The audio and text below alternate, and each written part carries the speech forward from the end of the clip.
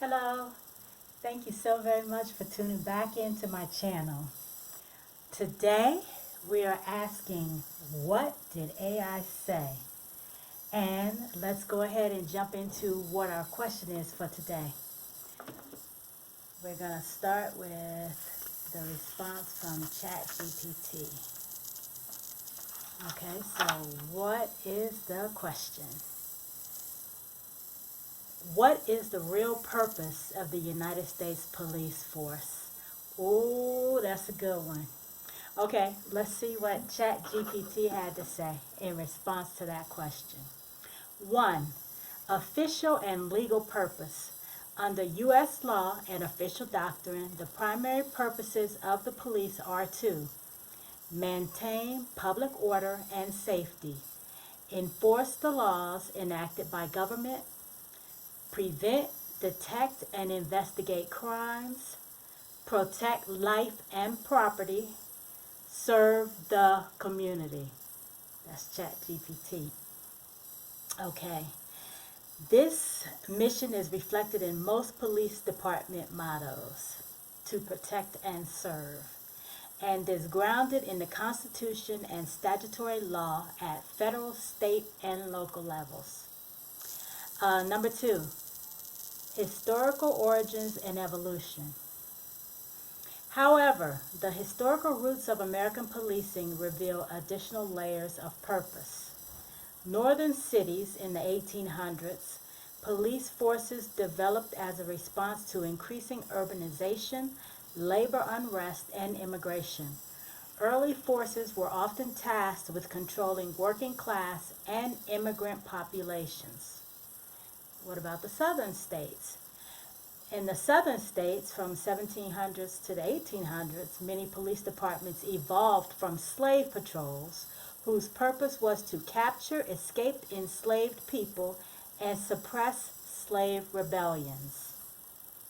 Post-Civil War and Jim Crow eras, police in some regions were instrumental in enforcing segregation and racially discriminatory laws. Labor disputes and civil unrest.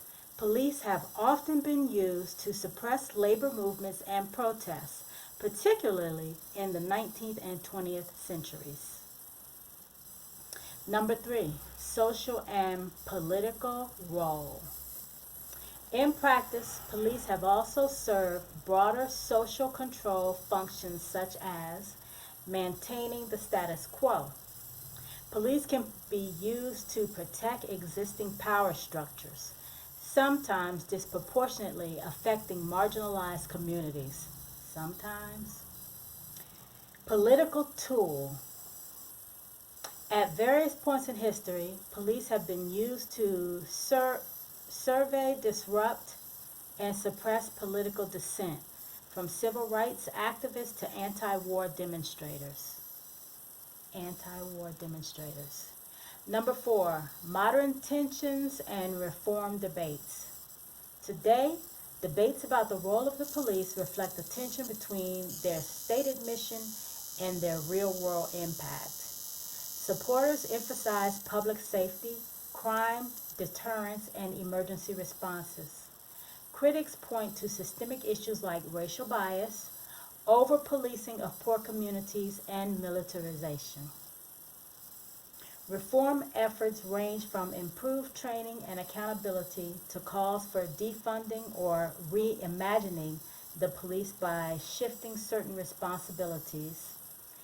Example, mental health crisis, homelessness, to other agencies. Okay, that was ChatGPT's response. Let's look at what Deepseek had to say. And just a reminder, the question is, what is the real purpose of the United States Police Force? Okay, the real purpose of the United States Police Force is multifaceted, rooted in historical, social, and legal context. Below is a detailed breakdown of its functions, origins, and contemporary debates. 1. Historical origins, control, and racial hierarchy. The modern U.S. police force traces its origins to slave patrols in the early 1700s, which were tasked with capturing runaway enslaved people, suppressing rebellions, and enforcing white supremacy in the South. These patrols used terror tactics to maintain the economic and social order of slavery. After the Civil War, slave patrols evolved into militia-style groups, enforcing black codes and Jim Crow laws which restricted the rights of freed black Americans. In the North, early police forces, Boston, New York, emerged to manage urban disorder, but they also protected property interests and suppressed labor movements. Number two, formalized functions today. According to legal and governmental definitions, the primary purposes of modern policing include law enforcement, investigating crimes, apprehending suspects, and enforcing local, state, and federal laws. Public order, maintaining peace, preventing riots, and managing crowds. Public safety, responding to emergencies, accidents, violent incidents, and protecting critical infrastructure. Judicial support, serving warrants, providing court security, and managing detainees, especially in sheriff's departments. However, these functions are often influenced by systemic biases, as policing disproportionately targets marginalized communities, particularly black Americans. Number three, controversial roles and criticisms. Racial disparities. Policing has been linked to racial profiling, excessive force, and over-policing of minority neighborhoods. For example, black Americans are more likely to be killed by police than white Americans. I didn't say that. Deepseek said it. Militarization. Police departments have increasingly adopted military-grade equipment, escalating violence in communities. Social service overload. Police often handle mental health crisis, homelessness, and school discipline, roles they are untrained for, leading to harmful outcomes. Oh my gosh, Deepseek is on point. Accountability gaps. Convictions of officers for misconduct are rare, and qualified immunity shields many from legal consequences. Number four, reform versus abolition debates. Reformers argue for better training, demilitarization, and community policing to align police with public safety goals. Abolitionists contend that policing is irreparably tied to systemic racism and advocate replacing police with community-based safety systems. Okay, I like both of those. In conclusion, the stated purpose of U.S. policing is to uphold laws and protect communities, but its historical and operational reality reflects a legacy of racial control and inequality. While it serves critical functions in public safety, its effectiveness and fairness remain hotly debated. Oh my gosh, nothing but truth.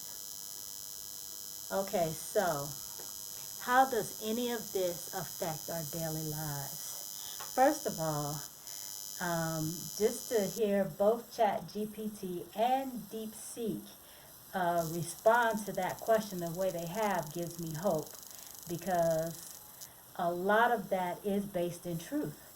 And I think that if more people recognize the truth of what is actually going on in our police departments and what our police are really doing in minority communities, we could better the system, the whole entire police system. But until that happens, we keep having minority communities and minority people treated unfairly and unjustly. On one of my online pages, I actually shared a video where a police officer pulled over a black woman,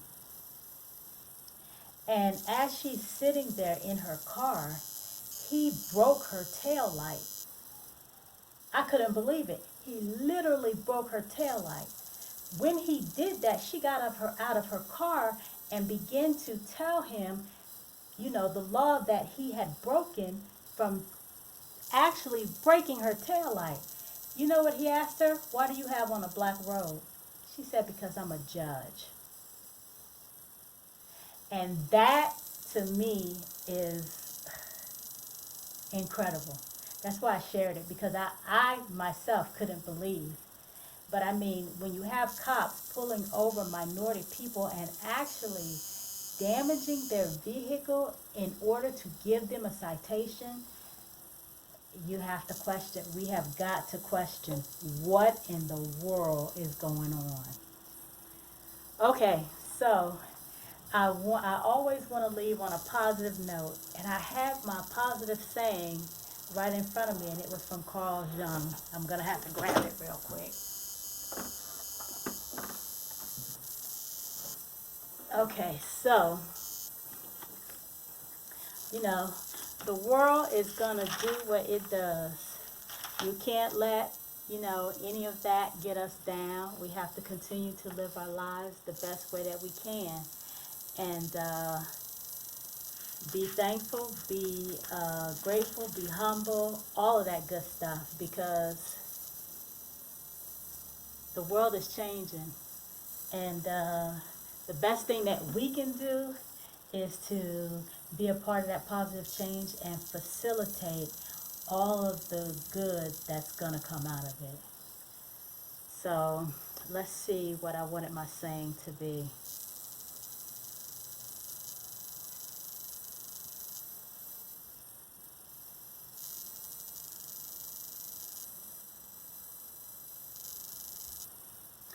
Okay, this is something that hit me like a ton of bricks, and it was just something that I guess I needed to hear at the time I needed to hear it. But I'll go ahead and read to you the phrase. The encounter with self happens when the ego collapses. The encounter with self happens when the ego collapses. Okay, that's it for today. Thank you so very much for hanging out with me for these 13 minutes of this podcast, and I'll see you again on another day. Peace.